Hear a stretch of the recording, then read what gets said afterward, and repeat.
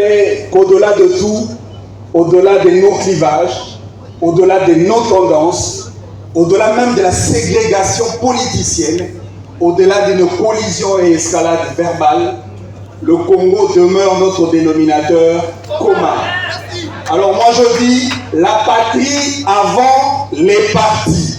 La patrie avant les partis. Je crois qu'on est bien d'accord.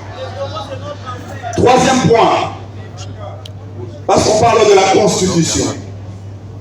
Et je voudrais nous rappeler que la Constitution n'est pas un objet à usage unique. Parce que vous l'avez utilisé, et après l'avoir utilisé, vous voulez la jeter dans une poubelle de l'histoire. Deuxièmement, la Constitution n'est pas un costume confectionné à la taille de celui qui veut la porter. Troisièmement, la Constitution n'est pas un lit dressé pour préparer le sommeil des incompétents. La Constitution est l'affaire du peuple. La Constitution est l'expression la plus éloquente de la volonté du peuple. Et donc, à la limite, lorsqu'on parle de la Constitution, nous devons avoir un respect absolu à l'égard du peuple. Parce qu'il s'agit d'un débat, d'être pour ou contre la révision ou le changement de la Constitution. D'entre deux jeux, je suis contre toutes les deux hypothèses. Je suis contre la révision et je suis contre le changement. Alors je vais revenir sur les éléments d'argument de ceux qui soutiennent et la révision de la Constitution et le changement de la Constitution. Le premier argument, ils disent l'actuelle Constitution n'accorde pas assez de pouvoir au président de la République. Alors que dans cette même Constitution, et je vous mets à défi, si vous lisez la Constitution française, nulle part vous verrez où on traite le président comme le chef de l'État. On ne parle que du président de la République. Et président de la République comme institution, encore que la Constitution, en citant les institutions de la République, on commence par le président de la République, le gouvernement, les parlements, ainsi que le cours et tribunaux. Au nom de la théorie de Montesquieu, celle de séparation de pouvoir, le président de la République n'est pas supérieur ou inférieur à l'institution gouvernement. Mais parce que le président n'a pas de pouvoir, d'après eux, dans cette Constitution. La même Constitution le considère d'abord comme président de la République, chef de l'État, symbole de l'unité nationale, garant des bons fonctionnements des institutions de la République, père de la nation, commandant suprême de forces armées et de la police nationale, magistrat suprême. Et la Constitution ne s'est pas arrêtée là. La Constitution donne au président de la République tous les trois pouvoirs qui constituent l'ensemble de pouvoirs. Et le pouvoir exécutif, et le pouvoir législatif, mais aussi le pouvoir judiciaire. Je le démontre.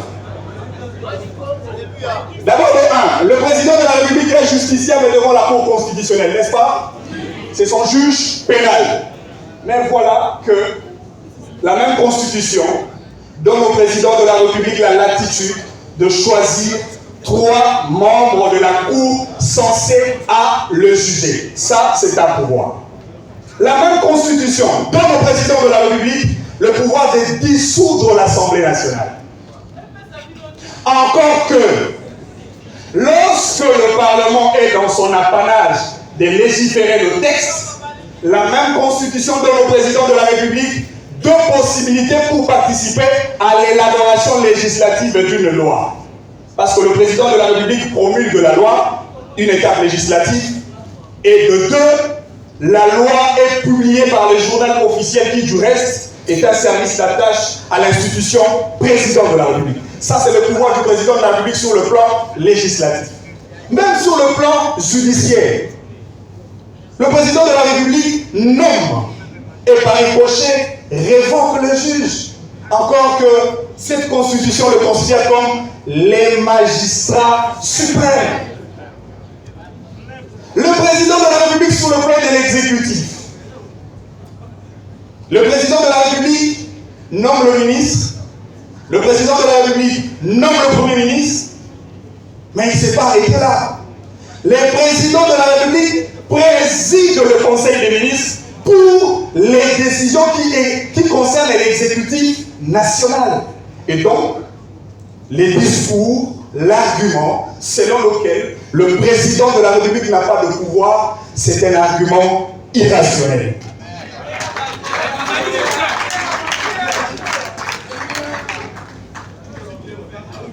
Ils disent encore que la Constitution freine les développements. Ça me fait très mal. Je voudrais rappeler à ces pionniers du changement de la Constitution, pour ne pas dire de la 4e République, la Constitution n'a jamais été considérée comme un instrument de développement. La Constitution est un instrument de régulation de la société, mais pour une finalité du développement. Ne confondons pas les choses. Ils ont traité cette Constitution comme une Constitution des étrangers. Une Constitution des étrangers. Pourtant, lorsque les politiques prennent le pouvoir et lorsqu'ils tombent malades, ils se font soigner à l'étranger. Là, il n'y a pas de problème. Lorsqu'ils prennent le pouvoir, leurs enfants étudient à l'étranger. Là, il n'y a pas de problème. Pire encore, même lorsqu'il faut prêter l'argent, ils prêtent l'argent à l'étranger. Et là, il n'y a pas de problème. Mais ils disent que la Constitution est une Constitution des étrangers. Moi, je sais, je ne voudrais pas grandir ma qualité de juriste, mais je sais que dans toute l'élaboration de toutes les constitutions, on fait toujours appel à l'expertise des scientifiques. L'expertise, c'est l'intelligence. Et en ce que je sache, l'intelligence n'a pas de nationalité, l'intelligence n'a pas de tribus, l'intelligence n'a pas de genre, l'intelligence n'a pas de race. Puisqu'on parle de l'intelligence, j'ai connu un monsieur à qui j'ai beaucoup de respect, eu égard à sa dextérité en termes de combat pour le Congo, alors que ce monsieur c'était un étranger. Il s'appelle Charles Onana. Il a tellement défendu le Congo au point d'être victime pour le problème du Congo. Aujourd'hui, il est en justice contre le Rwanda pour le Congo, alors que Charles Onana n'est pas congolais. Mais ce monsieur a consacré l'essentiel de sa vie à mener des recherches pour le Congo. Alors je voudrais poser une question. Lorsque l'on va faire appel à l'intelligence, est-ce entre l'intelligence de Charles Onana, qui n'est pas congolais, et l'intelligence d'un secrétaire général d'un parti pionnier du changement de la Constitution, lequel de cerveau on peut se servir pour rédiger les nouvelles constitutions?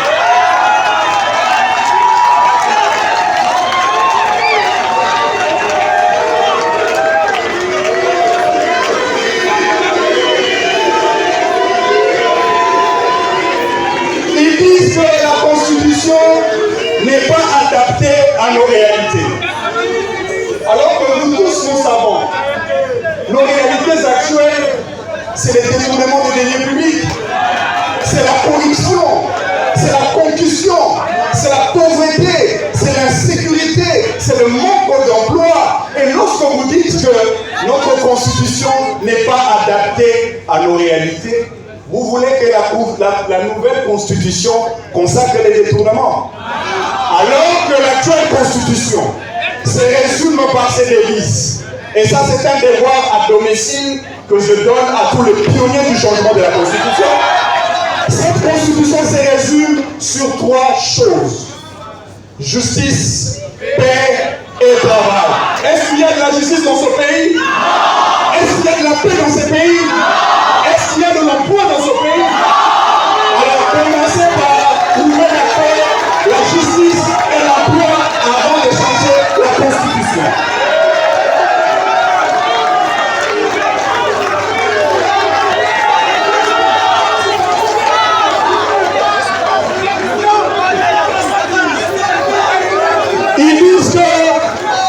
Ils disent que nous voulons changer Constitution parce que nous voulons respecter les serments du feu Étienne Tshisekedi Wamulumba. Ça encore, ça me fait très mal.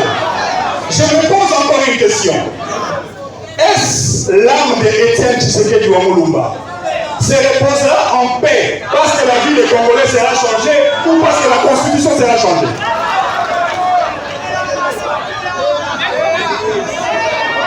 Il parle de l'article 217. Encore que sur cette estrade, je n'ai pas entendu aucun pionnier du changement, ni encore de la révision constitutionnelle, motiver les dispositions de la Constitution qui fâchent pour nous proposer une nouvelle Constitution. On n'a pas besoin des arguments vidés de sens. Il parle de l'article 217. Et l'article 217 est tellement clair.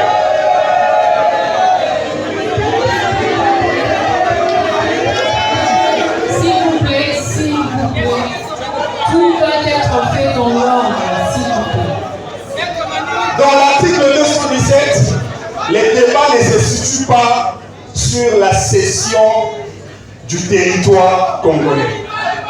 Pour ceux qui savent lire la Constitution, il y a même tout un titre où on parle de traités et accords internationaux. Ici, les débats, c'est sur le monisme, sur la suprématie des traités et accords internationaux sur le droit national. Et d'ailleurs, regardez les articles précédents.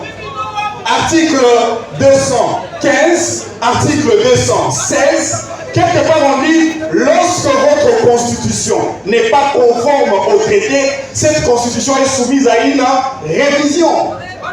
Et même lorsque ce gens parlent de la souveraineté, ils ne comprennent même pas qu'est-ce que c'est la souveraineté. Je profite à l'occasion pour donner la leçon. C'est un bon mot de la sagesse.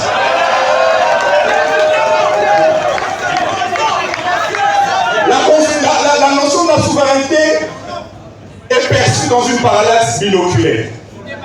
Il y a ce qu'on appelle la souveraineté de l'État, à ne pas confondre avec la souveraineté dans l'État. Lorsqu'on parle de la souveraineté dans l'État, ici, on explique le pouvoir qu'exerce un État au sein de la circonscription territoriale. C'est ce qu'on appelle la contrainte publique. Et la contrainte publique de l'État est exprimée au travers des organes publics de l'État. La police, l'armée, le service de sécurité, la justice et ainsi de suite. Et lorsqu'on parle de la souveraineté de l'État, la souveraineté de l'État, c'est la reconnaissance de votre souveraineté, mais dans le concert des nations. Parce que dans une organisation internationale, la souveraineté congolaise n'est pas supérieure ou égale ou inférieure à la souveraineté française. C'est comme ça qu'on parle du principe de l'égalité entre les États. Il s'agit des égalités de souveraineté.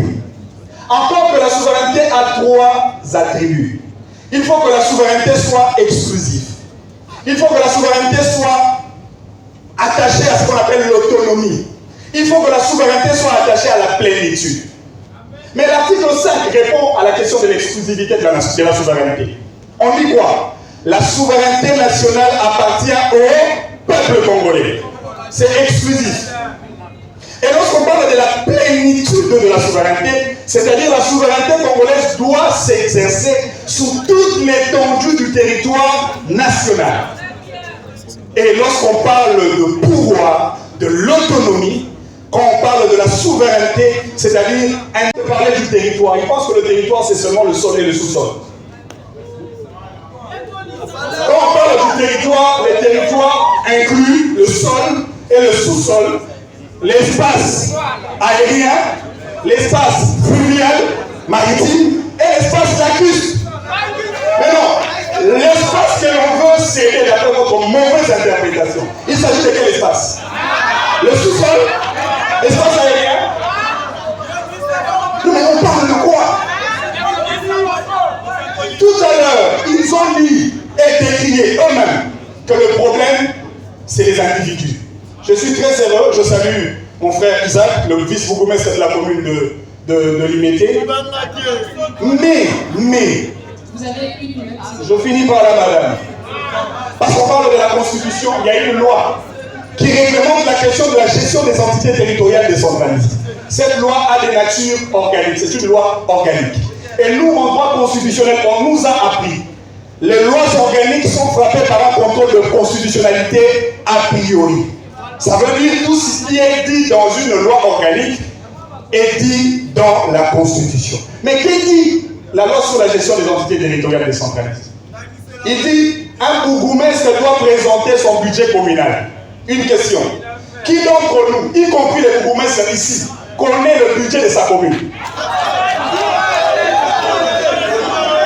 Je me répète, qui d'entre nous connaît le budget de sa commune? La loi sur la gestion des entités territoriales nous dit que la commune a la possibilité de créer des écoles. Vous en avez créé combien? La loi dit que la commune a la possibilité d'éclairer les voies publiques d'intérêt communal. Vous en avez éclairé combien? La commune a le statut d'une entité territoriale décentralisée dotée de la personnalité juridique, conséquence logique, autonomie de gestion financière et autonomie de gestion administrative. Sur le plan financier, la commune prélève, il y a de taxes, il y a de droits perçus dans la circonscription administrative de la commune. Une simple question. L'argent de célébration de mariage, ça fait quoi pour la commune? L'argent de cas, l'argent de documents aptitude physique, acte de décès, acte de naissance, ça fait quoi pour la commune? J'ai conclu. Nous tous, nous comprenons, le problème, c'est le problème de l'incompétence de nos dirigeants. Alors, je vous pose la question. Entre changer les dirigeants incompétents et changer la Constitution, qu'est-ce qu'il faut?